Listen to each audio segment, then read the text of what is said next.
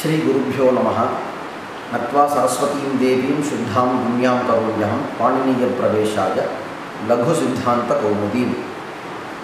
लघुसिद्धान्तकौमुदी पाठनस्य इयं सप्तमकक्ष्या। इतः पूर्वं हलन्त्यम् इति सूत्रं पठितं, तस्य अर्थोऽपि पठितः। तत्र सारः एवम् आसीत्: उपदेशस्य अन्ते यदि कश्चन हल् वर्णः व्यञ्जनवर्णः स्यात् तर्हि तस्य सर्वस्यापि उपदेशस्य अन्ते विद्यमान हल् वर्णस्य इत् इति एका संज्ञा, एकं नामकरणं कृतं। तस्य किं फलम् इति अनन्तरं पश्यामः। तत्र उपदेशः कः इत्युक्ते उपदेशः आद्योच्चारणम् इत्यपि उक्तम्। आद्योच्चारणं नाम आचार्येण उपदेशकाले, कथनकाले ये वर्णाः आसन् तैः वर्णैः सहितः सः उपदेशः इत्युच्यते। तत्र पाणिनिव्याकरणे के उपदेशाः सन्ति, उपदेशाः कीदृशाः सन्ति, कतिधा उपदेशः अस्ति इति तदर्थम् एकं पद्यं विद्यते। धातुसूत्रगणोनादि वाक्यलिङ्गानुशासनम् आगमप्रत्ययादेशाः उपदेशाः प्रकीर्तिताः इति। उपदेशः आद्योच्चारणम् इति तत् लक्षणं। तथापि उपदेशः कति प्रकारः, कति उपदेशाः सन्ति इति तत् ज्ञातुम् इदं पद्यम् उपकरोति। पाणिनिव्याकरणे धातवः इति केचन सन्ति, सूत्राणि सन्ति। सूत्राणि नाम माहेश्वरसूत्राणि, पाणिनिसूत्राणि अपि। एवञ्च धातवः इति केचन सन्ति किल, ते अपि उपदेशाः एव। उपदेशः इति शब्देन धातवः अपि ग्राह्याः। सूत्र इत्युक्तत्वात् माहेश्वरसूत्राणि, पाणिनिसूत्राणि एतान्यपि उपदेशाः एव। धातुसूत्रगणः, गणः नाम आचार्यपाणिनिना गणपाठः कृतः। गणः नाम येषां शब्दानां समानं कार्यम् इच्छति आचार्यः पाणिनिः, तान् सर्वानपि शब्दान् एकस्मिन् समूहे सः प्रक्षिपति, निक्षिपति। तस्य समूहस्य गणः इति नाम। तस्मिन् गणे यः आदिः विद्यते तम् आदाय तस्य गणस्य व्यपदेशः, व्यवहारः नाम भवति। यस्मिन् गणे भू इति शब्दः आदिः विद्यते सः गणः भ्वादिगणः। यस्मिन् गणे च इति अयम् आदिः विद्यते सः गणः चादिगणः। एवं रीत्या गणाः। एवञ्च गणपाठः, गणे ये शब्दाः सन्ति ते अपि उपदेशाः इति ग्राह्याः। धातुसूत्रगण उणादिपाठः इति सोऽपि आचार्येण कृतः। उणादिसूत्राणि अथवा उणादिशास्त्रेषु ये प्रत्ययाः सन्ति तेऽपि उपदेशाः एव। धातुसूत्रगण उणादि वाक्य इति वाक्यानि, कात्यायनकृतानि वाक्यानि, तत्र ये विहिताः तेऽपि उपदेशाः। लिङ्गानुशासनम् इति कस्य कस्य पदस्य किं किं लिङ्गम् इति तदर्थम् एकः पाठः, तत् लिङ्गानुशासनम्। लिङ्गानुशासनमपि उपदेशः। आगमः नाम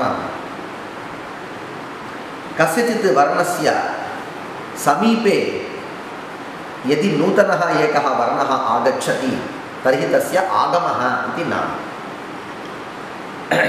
उदाहरणार्थं भवति इति लट्लकारः, अभवत् इति लङ्लकारः।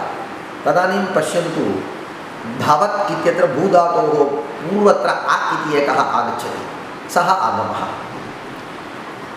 एवं रीत्या आगमाः अपि उपदेशाः एव।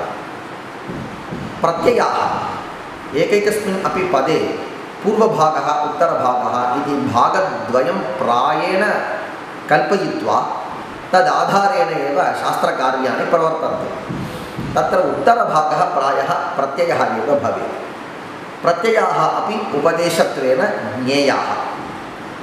आदेशाः नाम यदा एकः वर्णः विद्यते तं वर्णम् अपहाय तस्य स्थाने नूतनः यदि एकः वर्णः प्रवर्तते आगच्छेत् तर्हि नूतनस्य वर्णस्य आदेशः इति नाम। इको यणचि इति सुधी उपास्यः, सुधी इत्यत्र ईकारः, तम् ईकारम् अपहाय तस्य स्थाने कः आगच्छति? यकारः, तर्हि यकारः आदेशः। एवं रीत्या धातु सूत्र गण गुणादि वाक्य लिङ्गानुशासनम् आगम प्रत्यय आदेशाः इति प्रायः उपदेशाः 9 सन्ति इति संग्रहश्लोकः अयम्।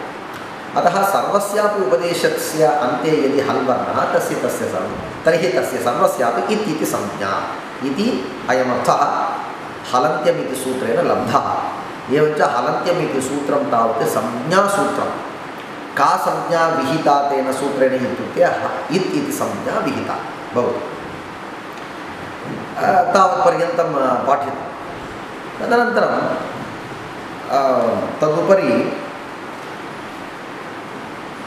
किमर्थम् इत् इति संज्ञा क्रियते? इत् इति संज्ञायाः किं फलं? संज्ञा कदा भवति इत्युक्ते यदा किञ्चित् कार्यं तदानीमेव संज्ञा। कार्यं विना संज्ञाकरणेन लाभः नास्ति। अतः इत् इति संज्ञा किमर्थं क्रियते इत्युक्ते यस्य हल् वर्णस्य इत् इति संज्ञा भवति तस्य वर्णस्य लोपः भवति इति लोपार्थमेव लोपकरणार्थमेव इत् इति संज्ञा केन सूत्रेण क्रियते? हलन्त्यमिति सूत्रेण क्रियते इति ज्ञेयः।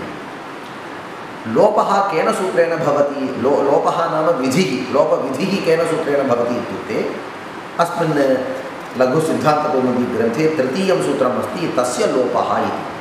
वस्तुतः अष्टाध्याय्यां प्रथमाध्यायस्य 3 9मं सूत्रम् अस्ति तस्य लोपः। अत्र तस्य लोपः इति 2 पदे। तस्य इत्युक्ते कस्य इति प्रश्नः।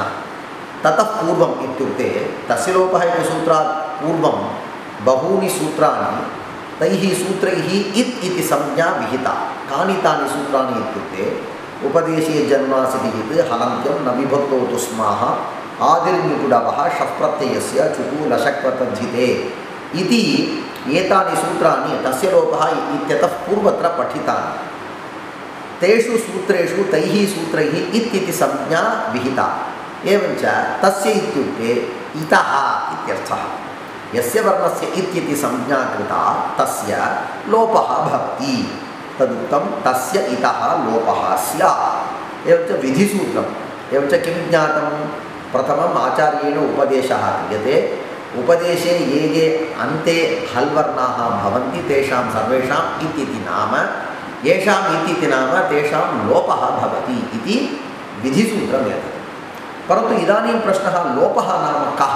लोपशब्दस्य अर्थम् अहं न जानामि इति पृष्टे तदर्थं लोपसंज्ञासूत्रम् एकं करोति पाणिनिः। आदर्शनं लोपः। अस्मिन् ग्रन्थे 2 सूत्रं विद्यते। अत्र 2 पदे अदर्शनं लोपः इति। अदर्शनं नाम न दर्शनम् अदर्शनं लोपः। एवञ्च न दर्शनम् इति यत् विद्यते तस्य दर्शनाभावः, दर्शनाभावस्य लोपः इति नाम। दर्शनाभावः इत्युक्ते कस्य दर्शनाभावः इति भवति किल प्रश्नः। तदर्थं वदति प्रसक्तस्य अदर्शनं। तस्मिन् व्यवहारे यः वर्णः प्रसक्तः अस्ति, प्रसक्तः नाम पूर्वमेव विद्यमानः अस्ति, विद्यमानस्य वर्णस्य यदि अभावः, यदि न दर्शनम् अदर्शनं तर्हि तस्य अभावस्य किं नाम? लोपः इति नाम।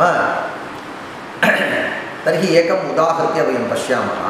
अयि उण् इति इदम् एकं सूत्रम्। अयि आयि ऊन् इति 4 वर्णाः। 4 वर्णैः साकम् इदं तावत् अयुन् इति एतत् उपदिष्टम्। अतः आद्योच्चारणम् एतत्। आद्योच्चारणम् इति कारणात् अयम् उपदेशः। अयुन् इति उपदेशे अन्त्यः कः? न। सः कः? हल् वर्णः। तर्हि तस्य का संज्ञा भवति? इत् संज्ञा। केन सूत्रेण? प्रथमसूत्रेण हलन्त्यमिति सूत्रेण इत् संज्ञा कृता। अयुन् नकारः इत्, नकारः इत्। यस्य इत् तस्य किं भवति लोपः भवति तदर्थं किं सूत्रं तस्य लोपः तर्हि न इत्यस्य लोपः लोपः नाम कः इत्युक्ते अदर्शनम् अदर्शनं नाम किं प्रसक्तस्य अदर्शनं प्रसक्तं नाम अयुम् इत्यत्र नकारः प्रसक्तं विद्यते नकारः प्रसक्तः विद्यते तस्य नकारस्य अदर्शनं भवति नाम सः तस्य अभावः भवति नाशः भवति एवञ्च अयु इत्यत्र न वर्णः लुप्यते नश्यति इति तात्पर्यम् एवं रीत्या सर्वत्र यत्र यत्र उपदेशः तत्र सर्वत्र एवमेव रीतिः भवति परन्तु तत्र प्रश्नः भवति किमर्थम् अयं नकारः अयु इत्यत्र उपदिश्यते तदनन्तरं तस्य किमर्थम् इति संज्ञा तदनन्तरं तस्य लोपः इति सूत्रेण लोपविधिः तदनन्तरं लोपो नाम कः इति प्रश्ने अदर्शनं लोपः इति संज्ञासूत्रम् एतत् सर्वं किमर्थम् इत्युक्ते व्यर्थं न एतेन किञ्चित् कार्यं साधयति पाणिनिः इति तत् अग्रे पश्यामः एतावता परिसमाप्तिः श्रीगुरुभ्यो नमः